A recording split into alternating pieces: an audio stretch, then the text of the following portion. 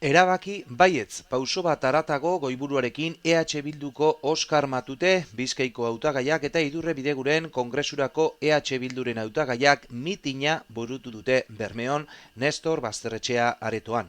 Azaroaren 10ko hauteskunde zitaren aurrean, EH Bilduren hitzetan PSOE eta Podemosek euren artean ez konpontzeak, Altsasuko gazteen auziak, Kataluniako egoerak edo Frankoren desobiratzeak Espainiar estatuaren gabezia demokratikoak agerian utzi ditu.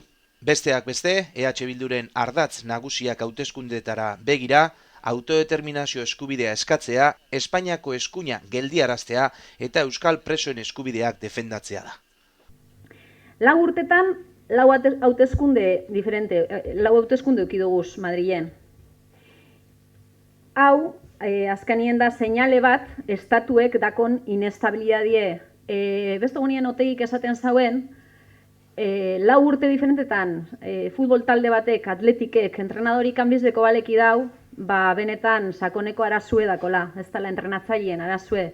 Estatu espainolien zeus erantzekue pasaten da. Lau urtetan, lau hauteskunde diferente, honek benetan sakoneko arazuek dakozela, arazo estrukturalak dakozela, argi esaten dau. Eta zeintzutiez sakoneko benetan horrek arazo importantiek estatu espainolek dakozenak alde batetik involuzio demokratikoe eta beste alde batetik egoera ekonomiko jasanezine.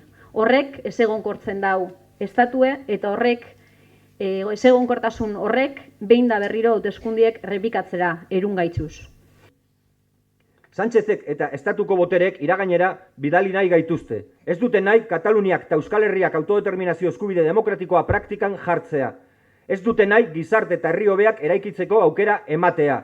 Horren guztiaren aurrean, herrialde katalanetako Euskal Herriko eta Galiziako subiranisten elkarlana dago. Oinarrizko balio demokratikoen defentsarako indar metaketa dago. Hauteskunde hauetan autoritarismoren eta demokraziaren arteko partida jokatzen delako.